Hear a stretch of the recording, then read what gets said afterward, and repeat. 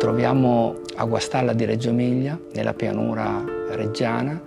I proprietari, che sono una giovane coppia con 2 bambini piccoli, hanno ereditato questo edificio dalla nonna, in cui soprattutto Ilaria, che ha trascorso la sua infanzia qui a casa dai nonni, ricorda questi luoghi come i luoghi della felicità e ha investito in questa struttura che in parte è un agriturismo, e in questo fienile in cui oggi ci troviamo hanno realizzato la loro attuale residenza.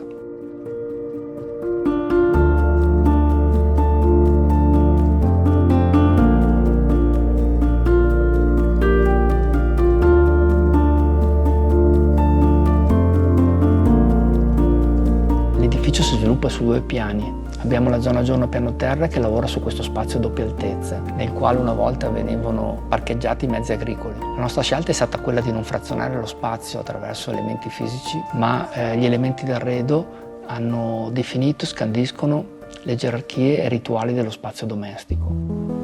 La cucina è costituita da una grande isola che è realizzata in MDF, col piano in Phoenix. L'MDF è un materiale che si ottiene dalle scarti della lavorazione del legno, e il sistema invece del frigorifero e la colonna dei forni sono in un mobile sospeso a parete realizzato in rovere, così come pure il tavolo.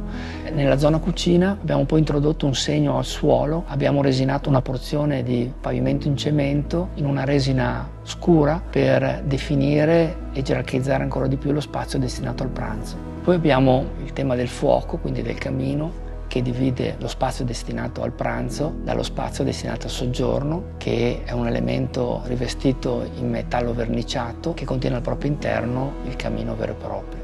Lo studiolo è invece definito da una parete in legno naturale che viene mordenzzata nera. Questa scelta di utilizzare questo legno grezzo in qualche modo è ricondotta all'impiego del legno naturale poco raffinato che viene utilizzata per le recinzioni degli animali o per le baracche del paesaggio agrario circostante. In questo spazio sono stati mantenuti nello stato in cui si trovavano, alcuni intonici sono stati puliti e fissati nel loro stato di degrado, e questo perché mettono in forma un concetto astratto come il tempo, che si legge nella decomposizione della materia. Al piano terreno abbiamo inoltre un servizio igienico con un lavabo in metallo, anche questo qua molto aspro e scorbutico, che è un elemento che cerca di stare in assonanza col resto degli elementi che abbiamo realizzato. Abbiamo realizzato una scala che porta al piano primo con un parapetto anche questo in MDF, e il piano primo si affaccia come un ballatoio sulla zona living. E poi troviamo una grande armadiatura, sempre realizzata in MDF, come abbiamo fatto per l'isola della cucina, che oltre ad assolvere la funzione contenimento, contiene le porte di accesso ai locali destinati a camere da letto e a servizio igienico. La camera da letto, anche questa ha un disegno molto primitivo, molto elementare. Abbiamo realizzato il letto unendo delle assi in rovere dello spessore di 4 cm e della larghezza di 40, appoggiate su dei magatelli trasversali su cui poi si appoggia direttamente il materasso. Mentre per quanto riguarda il servizio igienico abbiamo realizzato dei lavabbi su misura che si appoggiano su una panca, anche questi in rovere, e come fondale a questi lavabbi su misura possiamo trovare delle vecchie piastrelle in ceramica bianca che riprendono il tema dei vecchi caseifici. Abbiamo utilizzato l'isolante termico al piano terra all'interno, per cui abbiamo lasciato esposto a vista il mattone che è stato scialbato, mentre al piano superiore l'abbiamo portato all'esterno. In questo modo abbiamo definito uno zoccolo che in qualche modo gerarchizza anche la composizione della facciata. E poi abbiamo 2 pertinenze, uno la vecchia porcilaia che è diventato un appartamento e l'altro l'autorimessa, che sono stati rivestiti in metallo e quindi hanno recuperato le immagini delle costruzioni autoprodotte in lamiera che un tempo erano diffuse nel paesaggio agrario emiliano. L'abitazione che ora si trova nel vecchio fienile è collegata al B&B attraverso un corridoio interno che poi si affaccia su un vecchio portone che abbiamo recuperato e che diventa la soglia di accesso alle camere che si trovano al piano primo e al piano secondo del B&B. Abbiamo mantenuto nello stato in cui si trovava la vecchia scala, mentre le stanze le abbiamo tutte dotate di un servizio igienico. Queste stanze hanno anche loro quest'aria molto spirituale e semplice, e anche loro cercano di rappresentare la cultura di questa terra attraverso il proprio farsi forma.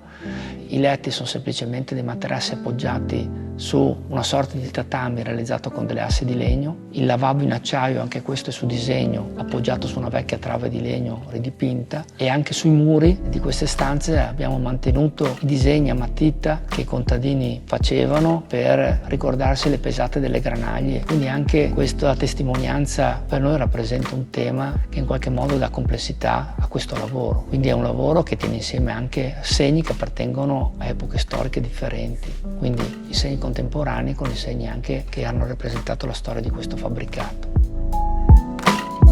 Il progetto di architettura, nello specifico, consente di rileggere anche luoghi nati con altre funzioni, e la capacità proprio del progetto è quella di riscriverli, trascriverli, rinnovarli attraverso la capacità di leggere gli spazi e i rapporti col paesaggio del manufatto architettonico e dargli una nuova vita. Per cui possiamo dire che l'architettura non è una forma finita, è una forma in continuo divenire che si presta sempre a letture differenti, e la capacità del progetto è proprio quella di leggere, intravedere e scorgere delle opportunità all'interno delle architetture con cui di volta in volta si trova a confrontarsi. L'utilizzo di questi materiali anche semplici non pregiudica le questioni legate alla bellezza, perché noi crediamo che la bellezza non sia legata al valore intrinseco del materiale utilizzato o impiegato, ma alla capacità di costruire delle relazioni. In questo progetto abbiamo cercato di rendere esplicito il carattere delle persone e dei luoghi, quindi un carattere umile, semplice, che noi abbiamo cercato di mettere in forma questi principi attraverso un linguaggio contemporaneo.